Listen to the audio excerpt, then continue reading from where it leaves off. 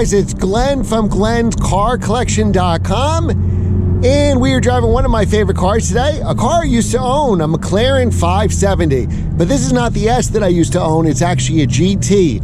Happy New Year, everybody. Welcome to 2023. Let's start off the new year with a bang. We did such a great 2022. We reviewed hundreds of cars. I just did my top 10 countdown of the best cars of 2022, and now we're starting the new year off with a McLaren. So we're going to go over in this video the differences between this McLaren GT and the 570S that I used to own. Again, this car was given to me by DCH Acura in Verona, New Jersey. Check them out for all their latest cars, and let's have some fun with this car. So we have a twin turbo V8 producing 562 horsepower, not 570, because in Europe they measure horsepower differently. So that's why it's 562. In Europe, it's, if you see say a Top Gear video, they'll tell you 570 horsepower. Here, 556 horsepower, 443 foot-pounds of torque, 0 to 60 in about 3.1 seconds. We're going to pull over in a minute and we'll go over the differences between this and the 570S. All right, so we've pulled over now, and now we can go over the differences between this McLaren 570 GT and my McLaren 570S. So this car has a lot of more luxury, more sound deadening, comes fully loaded, gives you the best interior, gives you the upgraded stereo system. So it weighs a little bit more, and primarily that weight is for this glass roof here. Now this does really open up the cabin. It makes it feel a lot bigger inside than the fixed roof on my car. So it probably does help for daily drivability. You have really nice sports seats here. It's really comfortable seats. You get the Bowers and Wilkins, I believe, is standard on the car. You get two trunks in this car. So think of it almost as a 911 Targa, where you get more storage, because we're going to hit one for the back and then one for the front trunk. This is something you won't get in the S. First of all, I think this looks 100% better than my S did. Just this GT, it just has a better vibe for it. It almost reminds me of, like, I don't know, the Shelby GT 500s from 1967 with this big fastback here. So that bun unleashed another cargo area here. This is really nice high-end material. I would say it's a suede material. And like you would have back seats in your 911, you can fold them down to fold stuff. It's kind of here. It's a two-seater car, but you can definitely fit some nice luggage, overnight bag, camera bag, duffel bag, gym bag, whatever you want, just making it more of a practical car. And then you have the front trunk, and the front trunk is pretty deep. I couldn't fit my hockey bag in it, but you could definitely fit a lot of stuff here. And there's no secondary latch, so you can just, I always forget that, you could just lift it up. So that gives you your charger, basically it's a C-Tech car charger that you plug in right there to keep the battery fresh, and then your McLaren car cover. Now I think both of these are technically options, but when I was looking and buying McLarens, pretty much every car I saw had this, so they probably are all equipped with it. So now the only thing on the GT is you can't see the engine. So if I remember on my 570S, this wasn't a luggage area, and you get a better view of the engine than you would here. You can really feel the heat. So the first time I tried to get an exhaust clip on my car, I melted my GoPro because I put it here somewhere, and the heat that was coming out destroyed the GoPro. That's how hot it gets in here. And I just think it's such a good looking car. Special thanks to DCH Montclair Acura. Now Tim has got an offer from Lithia, bought DCH, and he's running dealerships. Today I'm filming it as his last day. He's running a bunch of dealerships in Florida. Kareem has taken over. He's a really experienced guy. He's run 20 different dealerships, and we're going to continue doing our thing. So just if you see these videos and buy one of your cars, tell Kareem at DCH Montclair Acura that you saw Glenn's video. So we did like a top 10 countdown. We did 100-something cars last year. All 10 were from DCH. That's how many cars we've done with them. We've probably done hundreds of cars, maybe even more, maybe multiple hundreds of cars over the last 5 years or so. So very easy to close the door. You just close it, it comes back up. Be careful. I caught my finger here when I owned my car. I slammed it down and I caught my thumb in there. Very painful. I think I lost a fingernail over that one. These are your side scoops to have the engine breathe. Think of it as a 911 turbo, how they breathe and get air into that engine. So now the sill is pretty low. Like if you've driven a Lotus Evora, the early ones, the sill was pretty wide. Here the sill is pretty, really doesn't get in your way. You're in a carbon fiber tub and it feels it. It feels very, very stiff inside this car, and that really aids in handling. So how do you know you have the GT? Well, you got this big glass sunroof here, which really opens up the cabin.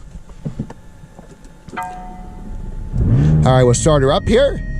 The beep's just going through the warning lights. That's normal. Go away in a second. This is an upgraded steering wheel that this particular car has. I had that on mine too. The carbon fiber steering wheel is a pretty expensive option, and that also gives you the carbon fiber shift paddles. I don't like the standard paddles, are small and plasticky.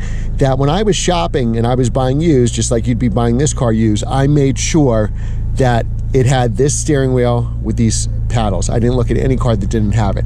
How do you know you have the upgraded stereo? The Bowers and Wilkins, it'll either say it on the speaker, and you have this tweeter that tells you that too. So again, if you're looking at pictures. Now you could drive, this has the basically track and performance, so we could kind of play around with it. We have suspension here and powertrain. So P stands for powertrain and H stands for handling. And what you do, you have normal, sport, and track. Normal, sport, and track, that's your start button. But whatever you do, you have to activate it. So if we want to go in sport for handling and sport for powertrain, we put it in there first, and then we press active. When we press active, we'll see it here. Now, if we go into track mode, we go into track for both of these, it'll turn into a Formula One style. And if you see my videos on my 570S, 90% of the time, that's how I'll drive it. So you have the Formula One shift lights, green, red, blue. This car is low mileage, very low mileage for a GT, 15,700. I remember when I had my car, I put 5,000 miles a year on it, which was pretty easy to do. You have launch control. You could shut off your automatic start. This is a dual clutch transmission, so there is no park. So you have drive, neutral, rear, just shut it off in neutral, and then make sure your parking brake, which is all the way in the sides here. Mirror controls are a little hard to find, but it flashes red. That's how you set your mirrors on both sides, your side mirrors. If the car is cold, it'll tell you for tires, they'll be blue, and your transmission oil, all that other stuff will be blue too as well, so you know not to give it the beans until everything turns green. What else can I tell you here? There's a front nose lift you can go through. There is also cruise control, just like every other car. And it drives really, really well. So the way, I'll go over the differences. Let's start driving. So we're gonna drive in the sport mode. We activated it, and to do manual, the car will drive in automatic unless you press this button here for manual. So when we press that button off, you see the A means automatic. So we're gonna press that button again, manual, and then it'll come up manual. Now we have to shift for ourselves. So we're gonna take the parking brake off. You got to put what you got to do is really press hard on the brake pedal. I always forget that. The hardest part about the McLaren is the seat controls. They're here, and you got to kind of like play around with them. When you play around with them, you may move the seat forward or back too much, or headrest back too much. You really got to, it's very hard to tell what it is, and you don't even know what the picture looks like. So you just get used to it. I haven't driven a McLaren in a while, so setting up for this video, it took me a couple minutes. I was going too far forward or too far back, but believe me, if the second day you own this car, you'll get used to it. All right. It's got a very smooth ride. The car itself is very stiff because you're in that carbon fiber tub. It's got really good sound inside and out of the car. They could really hear you coming. Now, you could get a 570S basically handling package for these cars, which a lot of people get. I don't think you really need it. So the way I would look at this, the 570s is, well, really the 600 LT is like the GT3. And we have a video here from DCH Montclair Acura where we did a 600 LT. That car was probably the stiffest car I ever drove. I probably wouldn't buy it, honestly. I would buy one of the 570s. So the 600 LT in the McLaren lineup to me is the 911 GT3. The 570S is the GTS because that gives you like all the performance stuff. And then the GT is the Turbo or the Turbo S. You get a lot of thumbs up. A lot of thumbs up and a lot of people trying to keep up with you. When I was driving to this spot to start this video, an older Jeep Cherokee was weaving in and out of traffic to keep up with me. I think he was trying to take my picture. But the GT is a little more sedate version. It still sounds very visceral. It's still just as fast. I believe it's 150 pounds heavier because of the sunroof. We're just getting too close. That's just the sensor. And it's a little more weight, but honestly, unless I was on a racetrack, I wouldn't feel it. And I think if I had to do it all over again, that this is the McLaren I would buy. The S is stiffer. It's a little more claustrophobic with the roof. Here you have the extra light coming in. Just a much more comfortable car. So I think if you have to have you want a McLaren, you don't have to have a McLaren, but you want one like I wanted one, and you're going to want to drive it as much as possible, take your significant other out. So you want the most comfortable version, which is just as fast. And a lot of people, just like my 570S, it was loaded. It had like 100,000 in options. If it's $100,000 in options and has leather everywhere and everything, guess what? It weighs just about the same as this car. So you might as well get this car where everything's standard. It's a much more smoother ride. And there's no reason why you couldn't drive this car every day. You can commute. I have a friend who bought one of these GTs, and he drove it every day. He commuted to his job with it. Now, I know people don't commute to jobs anymore, and what I like about the cars better too is you can get ceramics on this car, but steel brakes are standard. Where on the 570S, it's only ceramics, and I do, my time for driving that car, 90% of the time, was 5 in the morning on a Saturday or Sunday, and the ceramics never got heat in them. Obviously, if I did repeated stops, and you get, of course, the unsprung weight, it would make a difference, certainly, but this is just a much more usable car. I could drive this car all day. I'm reviewing 2 or 3 cars with DCH today. I took this car out first, and I'm gonna spend the most time with this car because why not? It's one of my favorite cars. So this would be a good time to subscribe. If you watch this far, you should definitely be a subscriber, like and share these videos. And again, tell Kareem if you buy any car, even if it's a new RDX or a used Integra from DCH, tell him you saw Glenn's videos.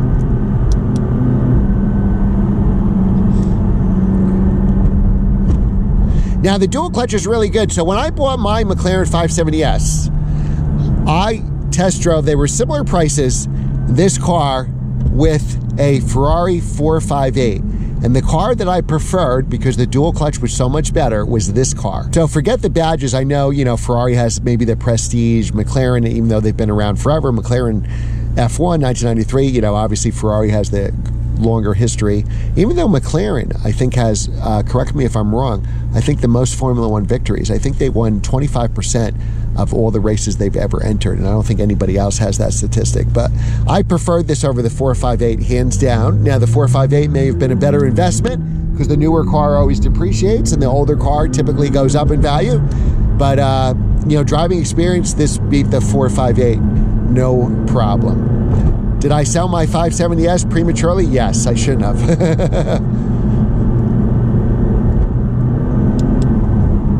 Very comfortable car. You could easily drive in auto mode and it'll be perfectly fine. But I always prefer manual transmission. So if I can't do a manual and I have paddles, that's perfectly fine. But I want to control the paddles. I don't want it upshifting to be in 7th gear at 40 miles an hour. But McLaren probably has the best dual clutch in the business. I would even say it's better than Porsche. Certainly the older Porsche dual clutch transmissions.